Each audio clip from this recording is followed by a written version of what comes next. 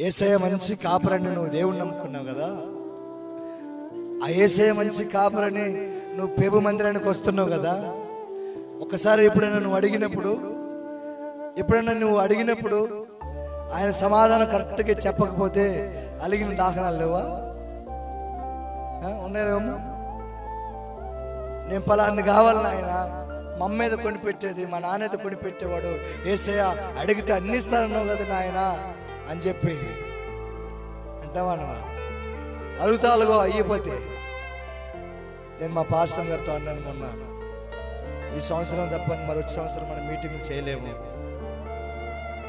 దేవుడు ఇట్లా వాన కురిపిస్తున్నాడు, మనం చేయలేము అమ్మాయి అంటే, ఎందుకు అట్లా మాట్లాడుతున్నావు అనుకుంటే అమ్మాయి ఇంట్లోకి వెళ్ళింది. వాతావరణం చూస్తే అట్లా ఉంది. ఎన్ని గ్రామాలకి మేము తిరిగి సువార్త జరుగుతున్న పాంప్లెట్లు కనిపించాం, ఎన్ని ఊర్లకు తిరిగాం, కానీ వర్షం పడింది. నిరాశపడి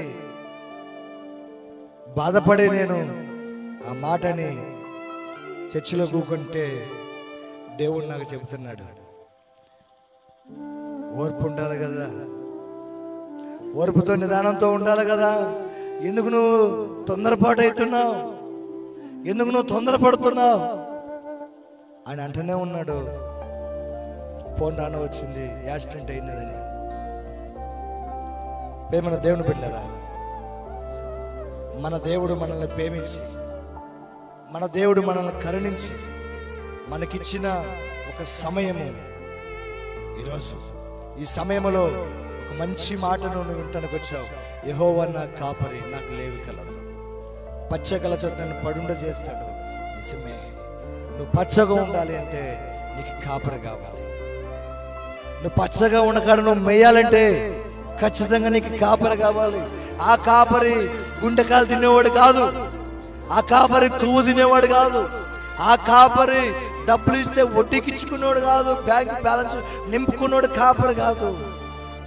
అని దినము నీ వైపు చూస్తూ, నా బిడ్డ ఈరోజు రాలేదే, నా గొర్రె ఈరోజు మందలోకి రాలేదే, ఎక్కడ పోయింది నా బిడ్డ అని చెప్పి ఎదురు చూసి నీ కోసం ప్రార్థన చేసేవాడే కాపరి. చప్పట్లు కొట్టి పెప్పుడు మయం పంచు గట్టిగా. హల్లెలూయా. ప్రేమన్న దేవుని బిడ్డలారా, 91వ కీర్తనలో ఒక మాట నేను పదే నేను గుర్తు చేసుకుంటాను. 4వ వచనం, 91వ కీర్తన. ఆయన తన రెక్కలతో నిన్ను కప్పును, ఆయన తన రెక్కలతో నిన్ను కప్పును, ఆయన రెక్కల కింద నీకు ఆశ్రయం, ఆయన రెక్కల కింద నీకేం కలిగితట. ఎంత మంచి మాట అది. ఈ మంచి మాటతో మనము సేద తీర్చబడతాం, ఈ మంచి మాటతో మనం సేద తీర్చబడతాం, ఈ మంచి మాటతో మనం ఓదార్చబడతాం. ఎవడు ఉన్నాడండి ఈరోజు ఎంత శ్రద్ధగా మాట్లాడి చెప్పేవాడు ఎవడు ఉన్నాడు చెప్పండి? మీరు నా దగ్గరికి రండి, నేను మీ సేద తీస్తాను అన్నవాడు ఎవడు ఉన్నాడు? ఆఖరికి అన్నలేడు, ఆఖరికి తమ్ముడు లేడు, ఆఖరికి నాన్న కూడా లేడు, ఆఖరికి అమ్మ కూడా లేదు, ఆఖరికి చేసుకున్నాము కూడా లేదు, చేసుకున్నాడు కూడా లేడు. యేసయ్య ఒక్కడే, యేసయ్య ఒక్కడే. ఎండ జావున 12 గంటలప్పుడు బావి దగ్గరకు పోయినప్పుడు, ఆ బావి దగ్గర నీళ్ళు తెస్తున్నప్పుడు అందరూ తనను ఏలన చేస్తూ ఏలనగా మాట్లాడుతూ కించపరిచి మాట్లాడుతున్నప్పుడు ఆ గొర్రె తల్లడిల్లిపోతుంది, ఆ మనిషి కుంగిపోతుంది. ఏం చేస్తారు మరి? చేసుకున్న వాళ్ళు సరైన వాళ్ళు కాదేమో, కానీ నా ప్రభువు అక్కడికి పోయాడు, నా కాపరి అక్కడికి వెళ్ళాడు. నా కాపరి అక్కడికి వెళ్ళి, అమ్మా కొంచెం మనిషిని ఇస్తావా, అంతేనా, కొంచెం మనిషిని ఇస్తావా అంటే పాపం ఆయన వాళ్ళకం చూసి, ఆయనలో ఉన్న పర్సనాలిటీ చూసి ఏమన్నా తెలుస్తాయా, మేము వెలువేయబడ్డవాళ్ళమయ్యా అంటే, మీరు యూదులు నేను సమరేలు అంటే, యూదులు వాళ్ళ నీళ్ళు తాగదు, నేను ఇయ్యలేనయ్యా అయినా కానీ నేను ఈటలేదు కదా, నేను నీళ్ళు తాగటానికి బకెట్ కూడా లేదు కదా నీకాడ, ఎట్లా తాగుతావయ్యా బావిలో నీళ్ళు ఎట్లా తీసుకుంటావయ్యా అని చెప్పి ఆయన కలిగి మనసు మలిపింది. మళ్ళీ తన బాధ చాలా ఉంది, తనను ఎగతాలు చేసేవాళ్ళు ఉన్నారు, తనను ఏలనగా మాట్లాడే వాళ్ళు ఉన్నారు.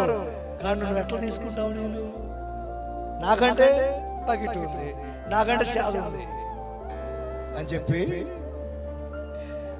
యేసు పోయి తిరిగిందట.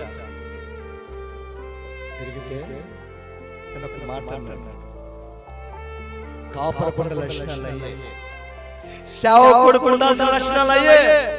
సేవకుడికి ఉండాల్సిన లక్షణాలు ఏంటి తెలుసా? నా బిడ్డల్లో ఒక బిడ్డ అన్నది, అన్నా ఈ రోజుకైనా నీ వాక్యమేని నీ ప్రేమని మేము పొందుకోకపోతే ఎప్పుడో కృష్ణ పోసుకొని చచ్చిపోవాల్సిందే అన్నది. ఏందమ్మంటే నెమ్మదిన జీవితం అన్నా, సమాధానం లేని జీవితం జీవిస్తున్నాను నేను.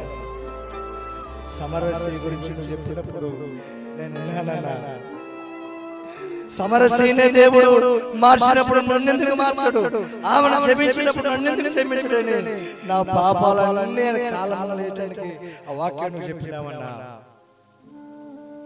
అందుకని నేను బాప్తిసం తీసుకున్నానన్నా.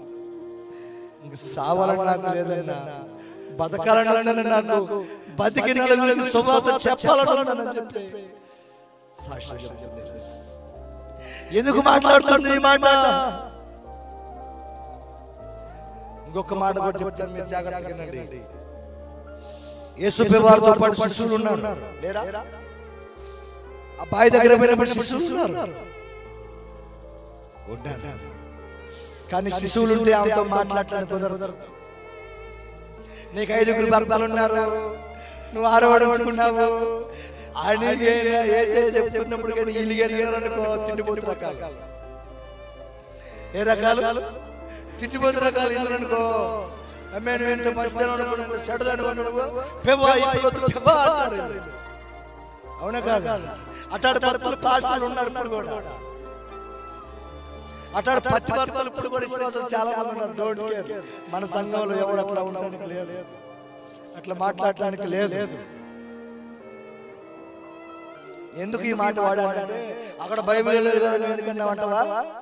15వ అధ్యాయం మత్తయి సువార్త 15వ అధ్యాయంలో తన కూతురికి దెయ్యం పట్టి యేసు వారికి వచ్చి యేసు దగ్గరకు వచ్చి బాధపడతా ఉంటుంది, కేకలేస్తా ఉంటే ఇక్కడ తిండిపోతూ ఉంటారు. కేకలేస్తుంటే పప్పి అవునా కదా? ఈ కేకలేస్తున్నామని పంపించిన వాళ్ళు ఏమని మారు మాటలోకి వచ్చి వాక్యం చెప్పనిస్తారా? ఆ పాస్టర్ గారిని వాక్యం చెప్పనిస్తారా? యేసయ్య అన్ని గుణాలు ఎరిగిన వాడు. చెప్పండి హల్లెలూయా. యేసయ్య అన్ని గుణాలు ఎరిగిన వాడు. నీ రొట్టె తెలుసు, నీ గుట్టు తెలుసు, అందుకే కాపరి. ఆ కాపరి చేతులు మనం ఉండాలి. ఆయన కాపరి కింద మనం గట్టి మేయాలి. ఆ కాపరే మనకి ఆధారం. యేసు ప్రభువును నమ్ముకోవటం అంటే ఏదో చర్చికి వచ్చిపోవడం కదా బాయ్. సావు దగ్గరకు వచ్చిన ఇదిగో ఈ బలిపీఠం దగ్గర నిలబడి ఉన్న సావును చూస్తే హే ఎంత మంచి వాహనమే నువ్వు అనాలా? చెప్పండి, ఏమనాలి? దమ్ముందా మాట అంటానికి?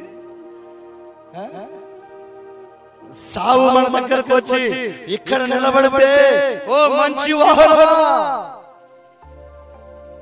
నన్ను ఎత్తుకొని నా కాపరి దగ్గరికి, నా దేవుడి దగ్గర తీసుకోవడానికి వచ్చి మంచి వాహనమాననే దానికి చిక్కు వస్తుంది. చెప్పిన మాట మీకు అర్థమైతే దేవుని స్తోత్రం. చాలా మందికి ఈ మాట అర్థం కాదు. అర్థం కాకపోతే నాకు తెలియదు, నాకు సంబంధం లేదు. చెప్పమన్న మాట చెప్పా. దేవుని స్తోత్రం అంటావా? తలకాయని పోసి ప్రార్థన చేయండి, తలకాయని పోసి ప్రార్థన, కడుపు లేపి ప్రార్థన చేయండి, అయ్యా కొండ పట్టుకుని ప్రార్థన. ఏం చేయండి పోతుంటాడు పుట్టింది సేవకు ప్రార్థన చేయించుకుంటా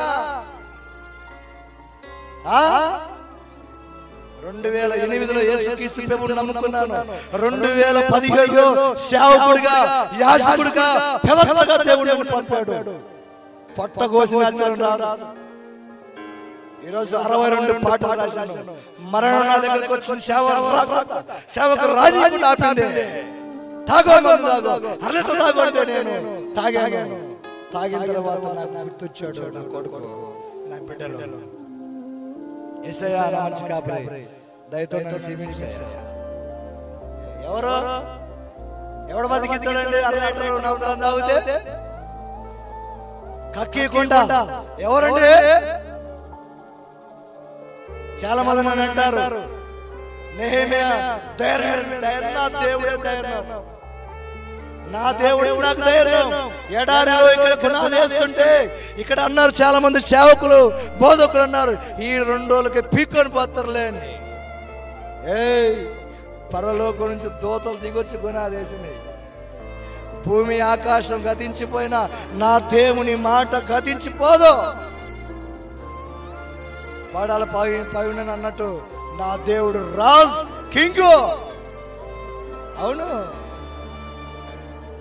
ఓటైతే 5 సంవత్సరాలు రాజు అవుతాడు, ఓటు మారితే 0 అవుతాడు. కానీ మా రాజు మనుషులు సేవకులను చంపాలని ఒకవేళ ప్రభుత్వము సేవకుల వైపు చూస్తే ఉంటది. తల్లి జాడ పిల్లకి లేక, పిల్ల జాడ తల్లికి లేక అలపడించాల్సి వస్తుంది. ప్రభుత్వం నేను గోగబెట్టాం కాబట్టి జాగ్రత్తగా ఉండు. దేవుని స్తోత్రం చెప్పడబెట్టి దేవుని మయపరచండి. నువ్వు మాకు రాజు, నీ కోసం మేము ప్రార్థన చేస్తాం. అంతే.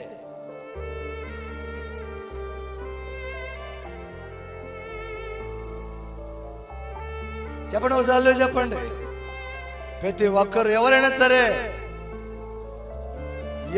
సరే ఈ వాక్యం వింటున్న వారు, లైవ్ లో వింటున్న వారు అందరికీ చెప్తున్నాను, సేవకులతో పెట్టుకుంటే